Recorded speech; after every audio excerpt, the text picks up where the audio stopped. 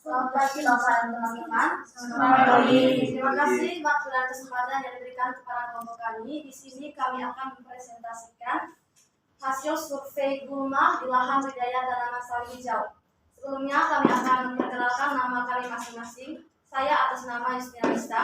Saya Novendila. Saya Cornelia Ayusta Sartika. Saya Intan Dumgun. Dan Peder Rusbayo. Baik, waktu yang berikutnya saya berikan kepada materi 1. 1.1 Latar belakang. Sawi adalah tumbuhan dari marga Brassica yang dimanfaatkan daunnya sebagai bahan pangan, baik segar ataupun diolah.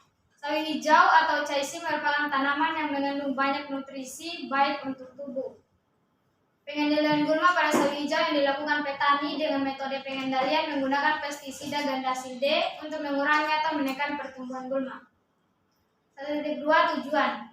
Tujuannya yaitu yang pertama untuk mengetahui jenis-jenis gulma yang ada di lahan budidaya tanaman sawi hijau. Yang kedua untuk mengetahui jenis gulma yang paling dominan di wilayah budidaya tanaman sawi. Yang ketiga untuk mengetahui cara dan teknik pengendalian gulma pada tanaman sawi. Dan yang keempat yaitu untuk mengetahui kendala pada lahan budidaya tanaman sawi akibat tidak adanya gulma-gulma tersebut.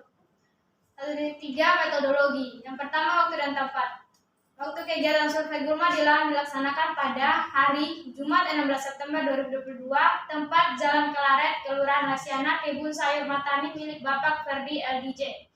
Yang kedua metode. Metode yang digunakan dalam survei gulma di lahan budidaya tanaman sawi hijau yaitu dengan mewawancarai petani dan mengamati secara langsung gulma di kebun sayur sawi hijau serta dokumentasi.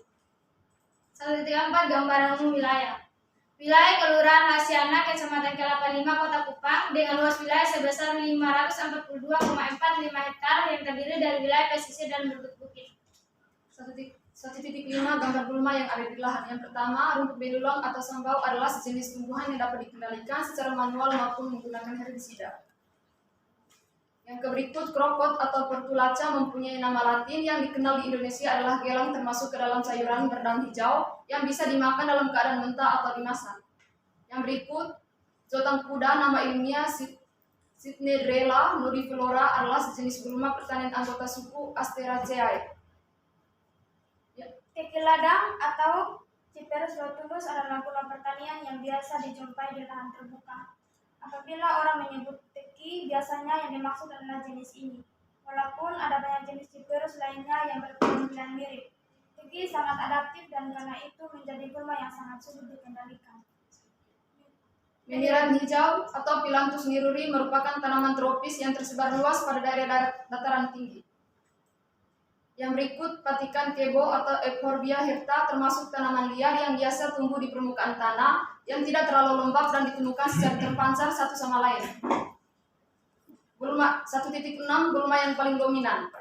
Yang pertama, Gevor atau Zomelina benghalensis merupakan gulma yang mendominasi pada lahan sawi hijau. Yang berikut, Cipukan atau Physalis angulate merupakan tumbuhan liar yang merupakan jenis gulma yang mendominasi pada lahan budidaya tanaman sawi.